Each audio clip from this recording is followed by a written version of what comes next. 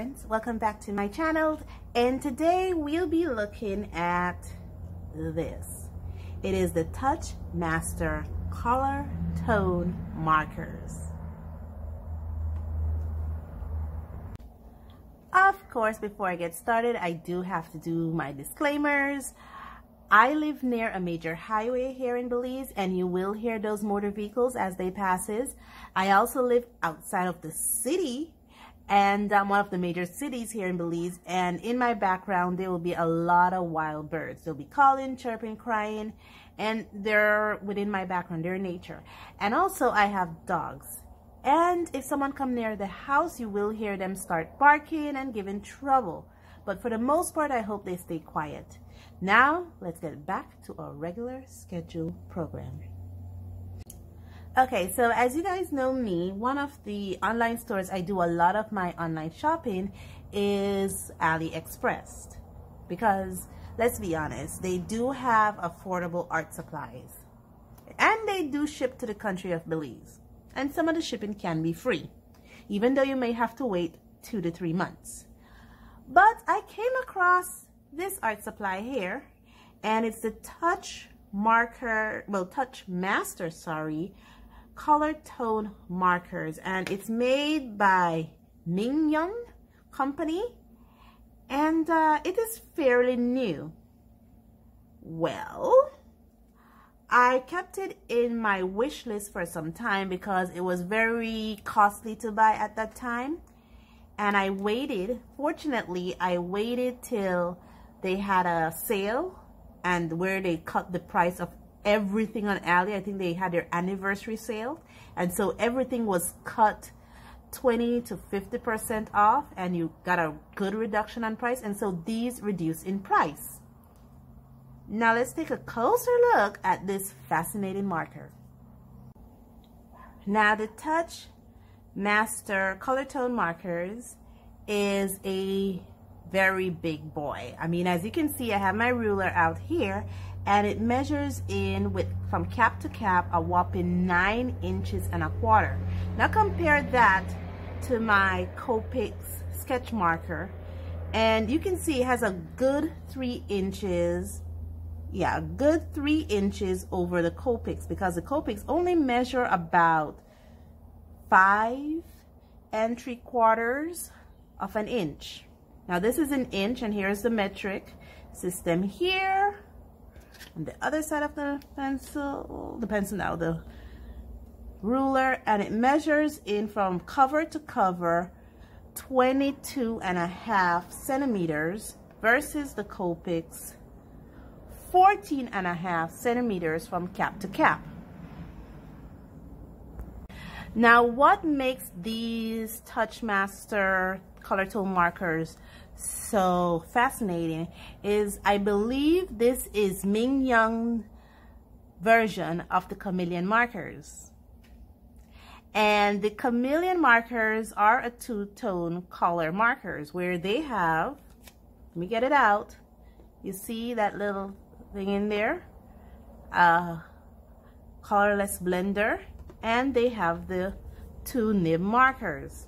They have what appears to be a brush nib on one side, let me show you that, and a fine point or bullet nib on the other, almost similar to the Chameleon. And when I take this out and grab my handy dandy ruler, on the inside, this is what the actual color portion of the marker measure in, almost 5.5 inches. And when I take off the Copics and measure it, it's about the same 5.5. And on the centimeter side, for those of us who use metric system, it's about 14 centimeters, and the Copic without its cap measure about 13 centimeters. Now if you look at the 2 nib, this is the colorless blender for the Copic, and the markers, as you can see, the brush nib is so different than the Copic, but it doesn't have a chisel nib, but it has a fine point. Now we saw the nibs, we see the length of the marker. Now let's look at the marker in detail.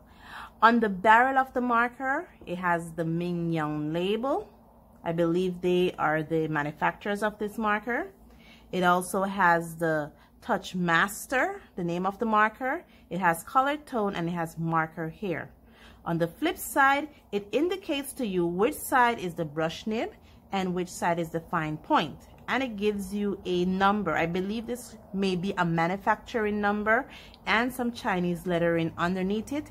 And it also gives you a barcode because these markers on AliExpress can be sold open stocks or instead of 6 and 20. The color name for the marker now is on this point of the marker. And it has a letter indicating the color that the marker has and 3 numbers. For this particular marker, I don't sure if you can see it well, it's B, meaning blue, 118. And underneath it, it has the name of the color it should represent. This color should represent ultramarine. Now, fascinating, these markers have the same color numbering as my Cali Art. And let me show you that.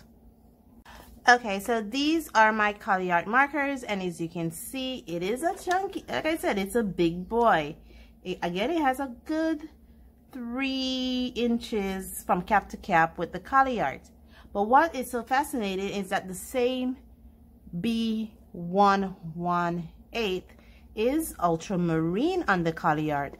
B118 is ultramarine on this Touch Master markers. And all the other colors correspond with these. Cali markers, I mean. All the colors that these have also correspond with the Cali Art markers. So I am not sure because I don't remember the manufacturer of the Cali Art. So I am not sure if it's the same manufacturer that does these markers does also the Cali Art. Because there's nothing indicated here on the Cali Art barcode that it's the Mingyun company. Okay, so I did the color swatching for these markers, and like I said, all these color numberings and names correspond with the same color numbering and names for Cali Art. Guys, you gotta excuse me for a minute. I am battling a mild tonsillitis, so if you see me go nasally or my voice start going scratchy, it's just that I am trying to fight back an obvious cold. And I feel like I'm failing because I don't want to catch a cold. I'm doing everything to prevent it to come full blown on me, so I'm keeping it in the mild stage. But I feel like I am losing that battle. But let us progress.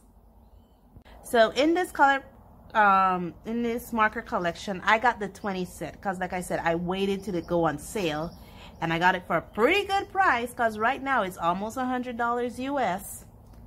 The colors I got is the R107, which is vermilion, the R826, which is Aster Tataricus, R839, which is pansy, R503, sorry, which is pastel pink, R302, which is fruit pink, R222, which is tan, Y107, which is lightning yellow, Y315, which is melon yellow, Y608, which is orange, Y823, which is henna, Y976, which is bitter chocolate, the G923, which is willow, G515, which is grass green,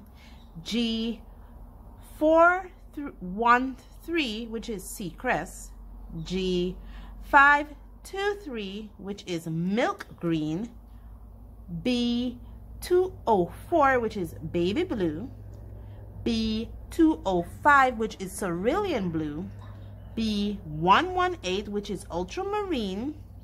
I got a cool gray, and it's cool gray, it's CG207, which is actually cool gray 2, number 7, and S for black. Now, as you can see, I did do the color tone testing as I swatched out the colors, and hence why my colors looks like fading. And my experience with that was, it's painful and exhausting. My fingers actually hurt while trying to hold down this portion here, because you have to actually press it here for the mechanism to work. As you can see, you have to press this, and so every time you have to press this, imagine doing this for 20 markers. At the end, my fingers got exhausted, it started hurting. Some of the markers were easy to transfer. Was this one of them? This color is milk green, so some of them was very easy to transfer. So let me show you how it works. I take this off because this has a separate cap.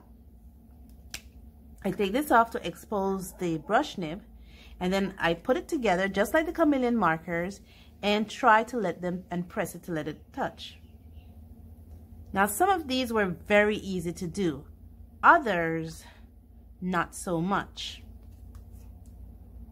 Disadvantages that I've seen with this marker is actually the brush nib itself, because the brush nib frays very, very easily. Let me get a scrap piece of paper.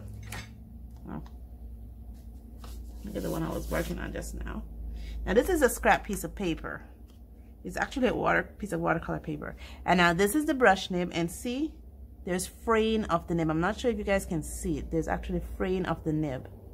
So the nib is easily frayed. I had several of out of these 20 markers that frayed with me while doing the color swatching, and that was just for the color swatching, because I have yet to do an actual illustration with these markers.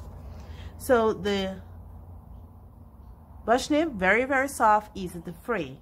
Now it also have a bullet nib or fine point, and when you put this, can't hold here, it actually could, and it could also transfer here, as you can see. But this fine point actually is very stiff. See, very stiff to work with. It's actually a very stiff fine point.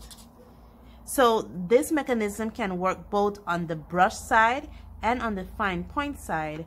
Whereas the brush side is very, very soft, the fine point side is very, very stiff.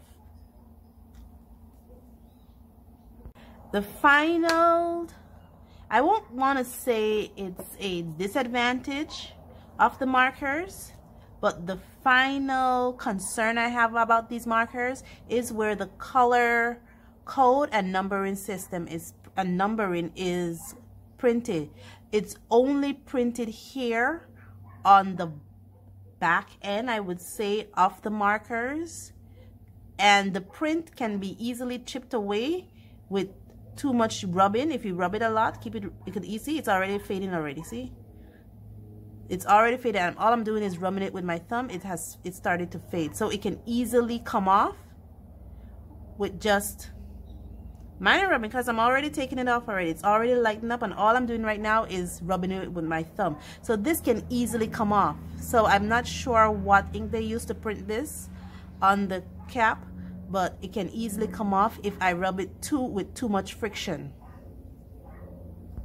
Now the last things I should say about this, because I have a list of things that I had and then I had other, is about the entire marker itself.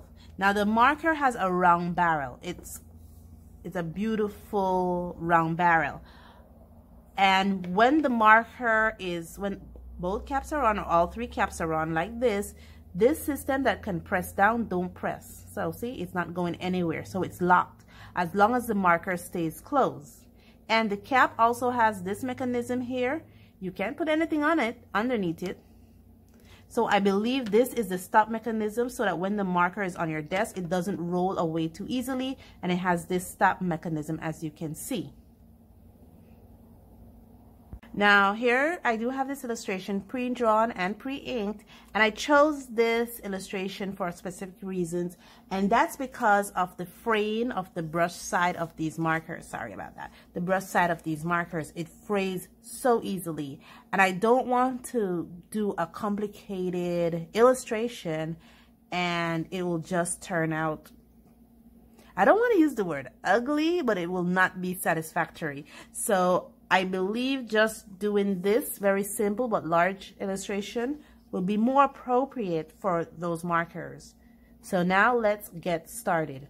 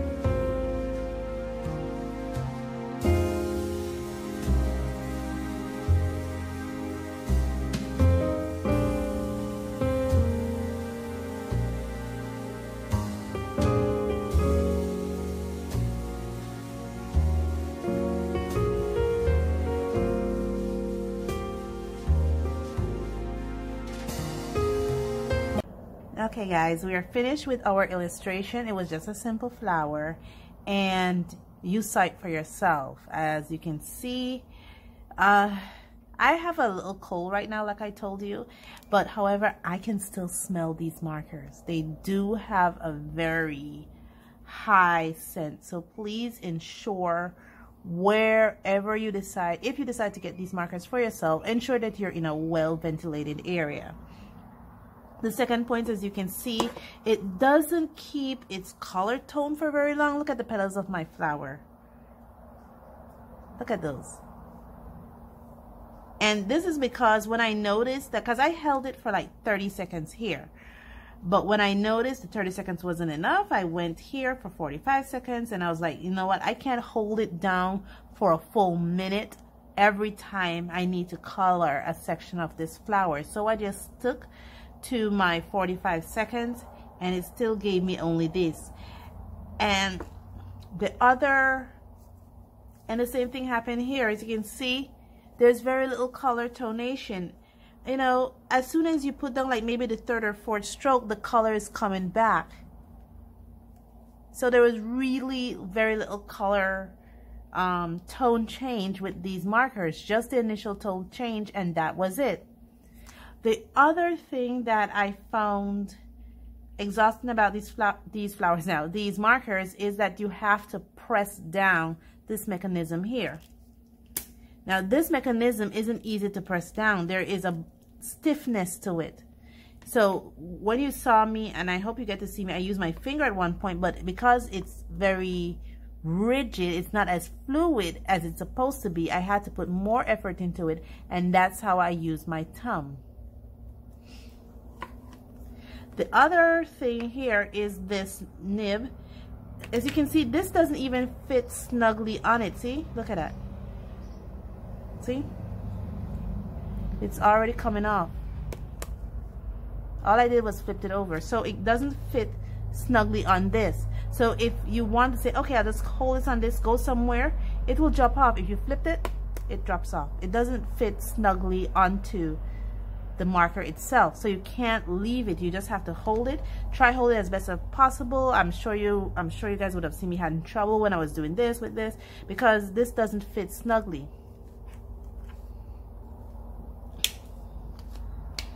But the good thing I could say about these markers is that besides all the bad thing, it does give you what it looks like a lot of ink, as you can see, there's a major bleed through here. Okay, good thing I have my paper guard, but there's major bleed through here, so it does give you a lot of ink. The markers are very, very juicy. Those are the good things about it. The only thing I thought when I was swatching these out and I did this illustration is thank goodness I wait for the anniversary sale and got these at such a reduced cost. Because right now it's close to like $100 US, and I didn't pay nowhere near that for these markers. So I'm just very glad that I got it at what I think it should be worth. And that's about it. Thank you so much. Thank you guys so much. I think at last check I was at 128 subscribers. Thank you, thank you, thank you. I am humble. Thank you so much. Please remember my 5,000 subscriber giveaway is still on. It will end next year. That's my goal for YouTube. I don't want to go up to 1 million. I respect Bailey J, Casey Golden, Draw with Waffles, and Jazza so much that they were able to get 1 million subscribers.